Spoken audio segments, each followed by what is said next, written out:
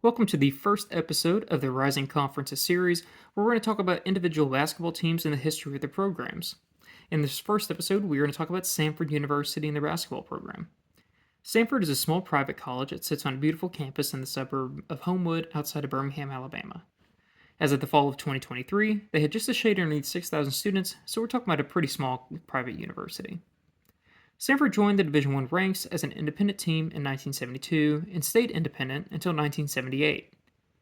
At that point, it joined the Trans-America Athletic Conference, and Samford called the TAC home from 1978 until 2001 when it rebranded into the Atlantic Sun.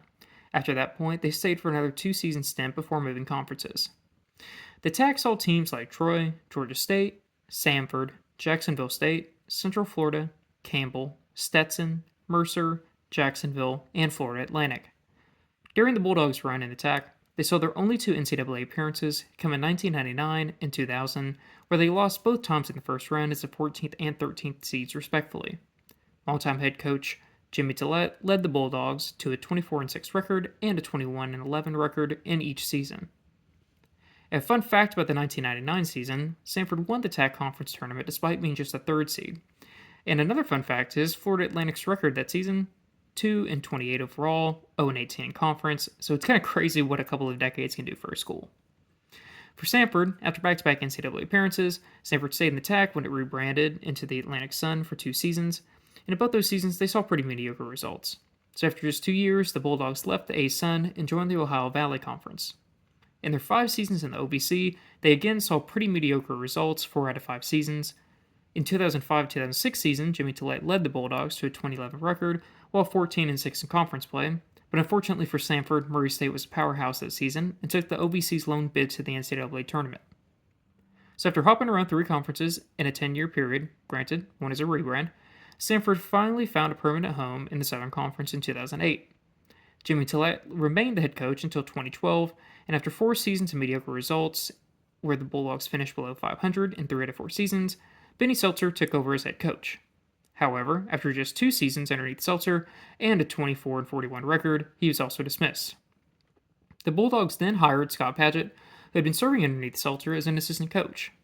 Samford saw better results under Padgett overall, finishing with a 20-16 record in 2017, with a CIT appearance. However, out of the 6 seasons, Padgett was the head coach. They finished below 500 in 4 out of 6, and in conference, they never finished above 500. So as a result, Padgett was dismissed in 2020. Seeking some way to stop the cycle of mediocrity, Samford hired Bucky McMillan. Previously, McMillan was serving as the head coach in Mountain Brook High School, where he posted a 333-74 record between the years of 2008 and 2020. So yes, Bucky was a 12-year high school coach who made the immediate jump to Division I. And a fun fact about Bucky was he was actually named USA Today's Alabama Coach of the Year in 2019. And looking at his record, a very successful high school basketball coach. His first season saw mixed results as most traditional transition seasons do between coaches. The Bulldogs finished 6-13 overall and 2-9 in the Southern Conference during the COVID-shortened season. However, in between the COVID-shortened season and the next season, something happened.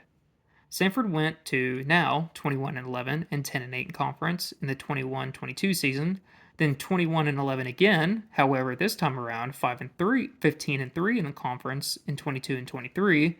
And now, they're off to the best start in program history in 2023-2024. The Bulldogs are 18-3 overall and 7-1 in conference. So how's Bucky done it?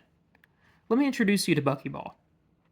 Bucky Ball has been a term that's been coined based off McMillan's unique style of up-tempo offense. In fact, Samford ranks 17th out of 362 teams in offensive rating, while also ranking 100 out of 362 teams in defensive rating.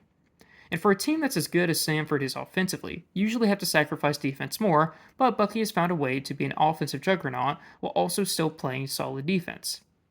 This season, Samford has scored below 75 points a game just 3 times, in which all 3 were their losses to Purdue, VCU, and Furman. The Bulldogs have scored over 100 points in a game 3 times and over 90 points in a game 7 times. This is pretty insane for a college basketball team because some NBA teams don't even score 100 points in a game. Some of what's come into play is their strength of schedule, which some have argued has inflated their stats. However, I'd argue that this has actually better set up the Bulldogs to compete in their mid-major conference. Bucky has also found a diamond in the rough in Achor, who was a JUCO transfer out of Chipola College. Shore had offers from Bowling Green, Bradley, North Carolina A&T, and USC McNeese and Bryant before settling with Samford as a school of choice. So not exactly powerhouse schools were out here recruiting him. However, 2 years later, he's averaging 16.2 points, 5.9 rebounds, 1.1 assists, and nearly 2 blocks per game. The insane part is he's shooting 61.2% from the floor this season. This is all while averaging just 21.5 minutes per game. That might seem odd to you, but that's Bucky Ball. Most college teams usually have a couple of players averaging 30 minutes or more per game, maybe sprinkle in 3 or 4 that are averaging around 20, and, maybe 1 or 2 that are averaging 10. But that's not how Samford does it. Currently, 10 players that have played the majority of their games are all averaging over 13 minutes per game. Their top scorers don't average more than 21 minutes per game, and their leading player in minutes is Rylan Jones at just 24.7 minutes per game.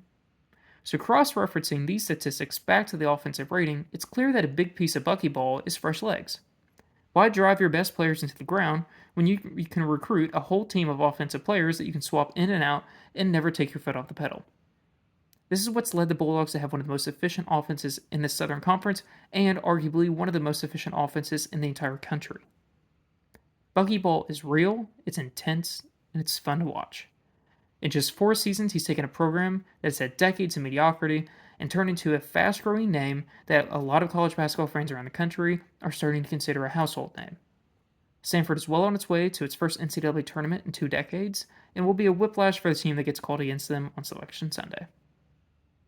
If you liked today's episode of Rising Conferences, make sure to give us a like and subscribe button if you're listening to this on YouTube. And if you're listening to this on our podcast, make sure to give us a subscribe on Substack as well. And we are also featured on Spotify. We're going to be doing more of this type of content with each individual team that's in the Southern Conference as they are our first conference of choice. So make sure to tune in.